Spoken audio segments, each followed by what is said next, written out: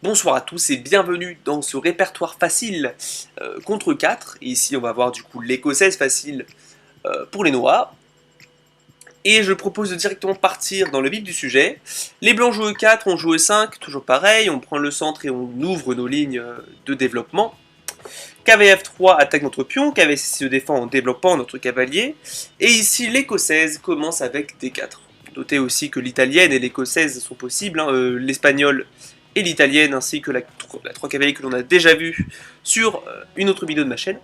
Et du coup l'écossaise est caractérisée par D4 et ici on vient directement, les blancs viennent directement frapper notre centre très fort, hein, ils viennent mettre un centre classique de 2 pions dans le carré magique. Et donc il faut réagir, ici si jamais on ne réagit pas et qu'on vient simplement défendre par exemple le pion passivement avec D6, il pourrait y avoir des D5, KVCE7 par exemple et C4. Et c'est pour vous dire un peu le danger de l'écossaise, hein, c'est-à-dire vraiment ils peuvent mettre un pion directement, un centre de pion extrêmement fort et prendre de l'espace. Donc il faut directement réagir. Donc ici on n'a pas vraiment le choix et on va devoir éliminer ce centre classique de pion des blancs et on va simplement prendre le pion. Et ici, l'écossaise, hein, ici il y a le gambier écossais avec fou C4 que l'on ne verra pas dans cette vidéo, je ferai peut-être une vidéo par la suite pour vous en parler. Mais ici on verra du coup la ligne normale avec cavalier prend D4, ligne de l'écossaise normale, et ici, deux possibilités s'offrent à nous, deux possibilités principales, pour jouer contre cette écossaise. Soit on joue sur du cavalier F6, mais ici ce que je n'ai pas aimé, c'est la ligne avec prise, sur quoi on est obligé de prendre du pion B, hein, parce que si on prend du pion D, le problème c'est qu'on se ferait déroquer. Donc B et E5, et la ligne est extrêmement complexe, et il faut vraiment apprendre des dizaines de lignes, jusqu'au coup 15, donc c'est vraiment extrêmement compliqué. Je préfère une ouverture très simple à apprendre, et qui va vous suivre toute votre carrière de joueur d'échecs, et pour cela, je conseille la vente classique avec fou C5, qui vient attaquer le cavalier. Et ici, les blancs doivent déjà faire une décision, parce que leur cavalier est en l'air. Et ils ont 3 décisions, on va directement commencer par la ligne principale, hein. Ici on verra les lignes, les autres lignes plus tard. Et on commence directement avec fou E3, défend le cavalier, ligne principale, avec une petite menace, c'est que si jamais on se développe simplement le cavalier, ils peuvent simplement prendre notre cavalier, et vous notez qu'on perd une pièce parce que notre dame est attaquée par le cavalier, le fou en C5 est en l'air. On doit prendre le cavalier, hein, si on ne veut pas perdre la dame, et ici le fou après n'a pas de défenseur, et on perd simplement une pièce. Donc ça c'est la petite idée, le petit piège qui pourrait arriver sur fou E3, mais dans ce cas là que faire? Que faire dans cette position? Pas celle-là, hein, je attaque. Donc dans cette position, il faut être un peu plus malin. Et on a vu du coup que le problème du développement, hein, c'est qu'en fait quand ils prennent, la dame est en l'air. Et aussi que le fou est en l'air aussi. Donc on va jouer simplement fou dame F6.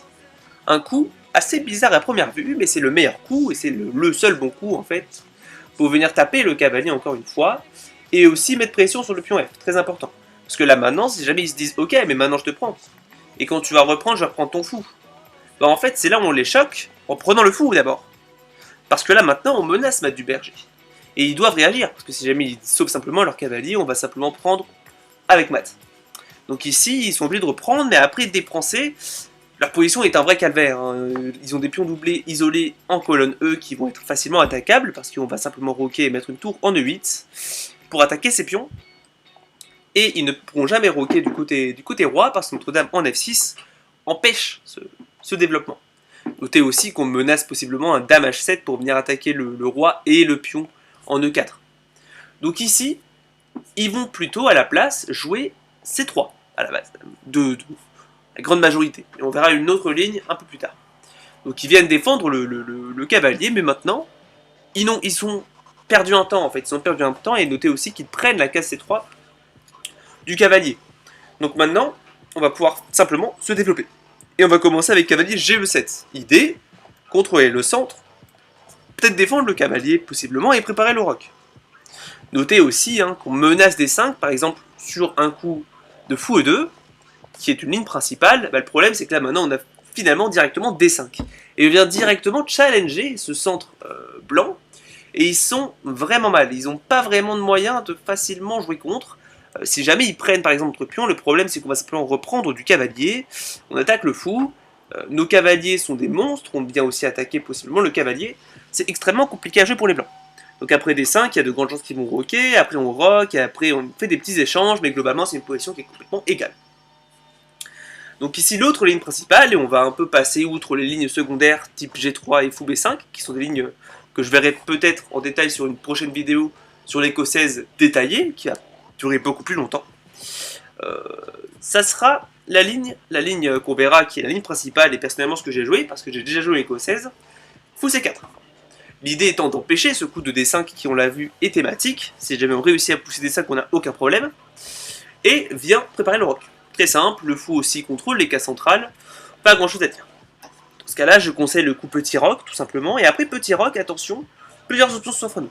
Soit on joue D6, mais l'idée c'est qu'après D6, quand on reprend du cavalier, maintenant ils vont pouvoir prendre du fou. Et ils ont de l'espace après F4, ici vous notez qu'ils ont tout le centre. On a des pions qui peuvent être légèrement gênants à jouer.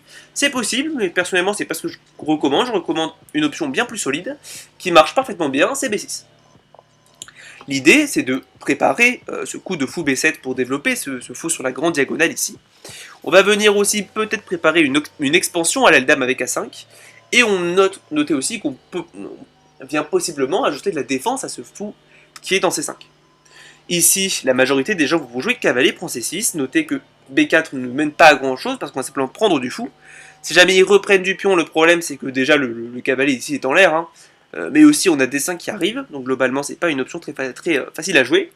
Ils vont jouer fou prend D4, sur quoi vous prenez. Et sur ces points D4, on joue simplement fou B7. Et on a réussi à se développer complètement et les blancs n'ont pas forcément une position facile à jouer. Parce que D5 arrive, C5 arrive, si jamais il pousse, on a peut-être des coups de Dame G5 ou Dame G6 pour taper, vous notez sur ce roi qui est extrêmement faible. Globalement, tout roule pour nous. Donc après, cavalier prend C6, hein, notez que là on est dans cette position, la ligne principale, et après B6, du coup ils prennent. Bah ici on va prendre, attention, de la dame, pour défendre le cavalier, défendre le fou.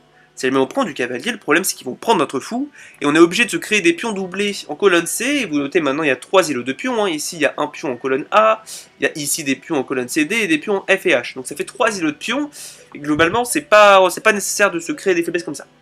À la place, on va prendre plutôt de la dame, pour défendre le fou ici, et ils doivent réagir, hein, parce que on va échanger de toute façon. Si jamais ils jouent par exemple fou D5 pour essayer de contre-attaquer sur notre dame, on va simplement prendre le fou. Ici, il y a de grandes chances qu'ils prennent du pion E, sinon, si jamais ils prennent de la dame, on va simplement prendre. Hein. Avec un échange de dames et la position est complètement égale. Donc il va prendre du pion et maintenant on va jouer dame D6 pour garder la défense du fou avec une position égale. Mais du coup, si jamais après dame prend C6, ils prennent le fou, on va simplement reprendre le fou de la dame, comme c'était prévu. Et ici, on a ce coup de fou B7 et cette expansion via A5 qui arrive sans aucun problème et une bonne position facile à jouer. Donc ça c'est pour la ligne principale. Vous notez qu'on allait extrêmement vite, mais globalement c'est pas la ligne la plus compliquée à jouer. Maintenant, si on revient sur cette position, hein, je répète, on a cette position de l'écossaise classique. Après fou E3, dame F6, ils ont une autre ligne, et c'est une ligne extrêmement agressive qu'il faut connaître brièvement, c'est ce coup de cavalier B5. Une attaque qui s'appelle l'attaque Blumenfeld. Avec l'idée de taper, vous notez sur notre fourchette ici en C7, pour venir taper sur cette fourchette roi-tour, et peut-être gagner du matériel. Sauf qu'ici, on a un très bon coup, c'est-à-dire fou pour fou, vient menacer ce mat du berger encore une fois, et ils ne peuvent pas, du coup, faire leur plan de cavalier prend C7, parce que quand on vient bouger notre roi, là c'est échec, hein, on attaque le cavalier et on menace ce mat du berger, donc ils ne pourront jamais prendre, parce que ici c'est mat du berger. Et du coup, ils sont obligés, après roi D8, de prendre du coup notre fou, mais dans ce cas-là, on reprend le cavalier, on a simplement une pièce de plus, et une position complètement gagnante. Donc ici, après fou prend E3, ils sont obligés de reprendre directement notre fou sans intercaler ce coup de cavalier prend C7. Et ici, plusieurs choses s'offrent à nous, mais je conseille personnellement ce coup de dame H4 pour venir faire échec et menacer possiblement ce pion E4. S'il y a de grandes chances qu'il vous joue G3, parce que roi D2 mettrait le roi sur une case très délicate à jouer.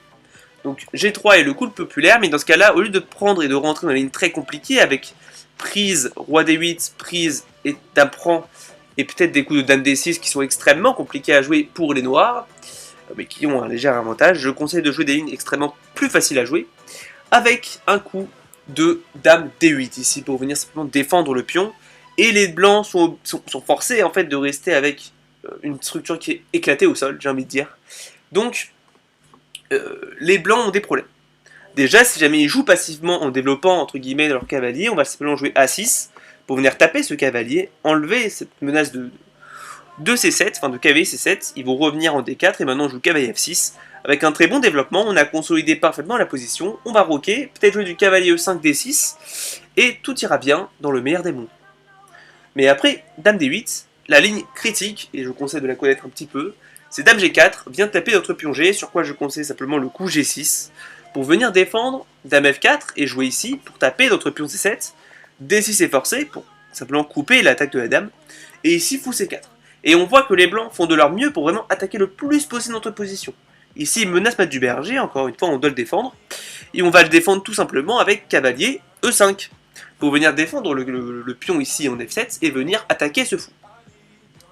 Ici, beaucoup de gens vont venir roquer, avec l'idée que si on prend, ils vont venir prendre du coup toujours pareil avec ce Maître du Berger. Donc c'est un sacrifice d'attraction, ils vont venir enlever le cavalier de la défense du mat. Mais du coup, on va évidemment pas prendre et on va jouer à la place Dame D7. Pour venir maintenant menacer le cavalier, enfin le fou, parce qu'à présent, vous notez, notre dame défend ce pion. Si jamais on le bougeait en E7 à la place, le problème c'est qu'il y a peut-être des coups de cavalier 1 C3, et vont venir, vous notez, en D5, ici, pour venir commencer à vraiment venir excéder notre défense, et globalement, ça sera passer dans un quart d'heure, j'ai envie de dire. Mais du coup, après Dame D7, du coup, pour empêcher ce coup de cavalier D5, hein, là vous notez, ça n'attaque plus la dame. Ici, ils ont plusieurs choix. Déjà, si jamais ils jouent cavalier 1C3 pour quand même essayer, ben dans ce cas, le fou est en l'air. Et après cavalier D5, on va jouer C6, très important.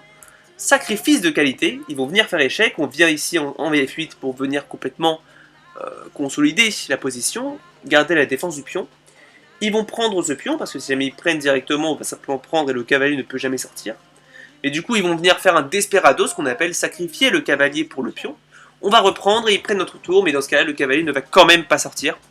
Et on a une bonne position, et on va réussir du coup peut-être à prendre même le cavalier avec un avantage. Si jamais à la place il joue du fou B3 pour tenter de garder le contrôle de la colonne F, donc je répète, hein, après Dame D7, ici, on attaque le fou, si jamais il le bouge simplement en B3, le problème c'est que le fou ne défend pas le cavalier, on peut simplement prendre. Et ok, maintenant le pion est en l'air, mais après par exemple, Roi D8, prise, Dame F6, Roi E8, donc cette ligne est quasiment forcée, bah en fait les blancs n'ont plus rien. Ils n'ont plus rien, ils n'ont aucun moyen d'infiltrer notre position, cet échec n'est pas disponible, cet échec non plus, cet échec n'est pas disponible, globalement ils n'ont aucune attaque. Et si jamais ils essaient de venir avec d'autres pièces en attaquant notre dame, dans ce cas-là on va jouer Dame D7, cavalier D5 par exemple, mais dans ce cas-là on va simplement venir en G7 et changer tout, et on sera extrêmement bien parce que les blancs n'ont plus d'attaque et on va pouvoir simplement jouer par exemple C6, H6, G5, et globalement on aura une position qui sera très bonne grâce à notre pièce de plus. Mais du coup, la ligne la plus normale serait fou E2, mais le problème c'est que là ils n'ont simplement plus de pression, et on va simplement continuer avec un coup de Dame E7, suivi de H5, A6, peut-être fou H3 pour attaquer la tour, et globalement, on sera extrêmement bien avec un léger avantage blanc. Un léger avantage noir, autant pour moi. Donc ça c'est pour la ligne principale avec du fou E3.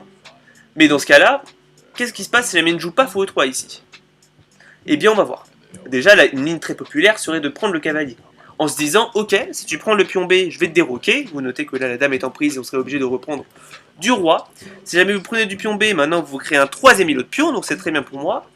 Et on a l'impression en effet que ça marche. Sauf que non. Ici, les blancs, les noirs ont un coup qui est extrêmement bon et qui marche parfaitement bien. Et c'est le coup très bon. Ici, vous notez que le taux de victoire pour les noirs s'élève à 51%, ce qui est colossal. Hein, normalement, c'est plus ou moins 43%. C'est Dame F6. Dame F6 pour venir noter, menacer ce Maître du Berger, et surtout enlever la dame de ce clouage ici. Ce qui fait qu'on va pouvoir reprendre le cavalier du pion D. Évidemment, s'ils bougent leur cavalier par exemple en A5, pour venir essayer de le défendre, on va simplement prendre avec échec et mat. Ici. Mince, ici, tac. Mais du coup, que faire à la place? Bah ici, les blancs doivent bouger leur dame pour défendre ce pion, que ce soit en D2, en E2 ou en F3, donc une de ces trois cases.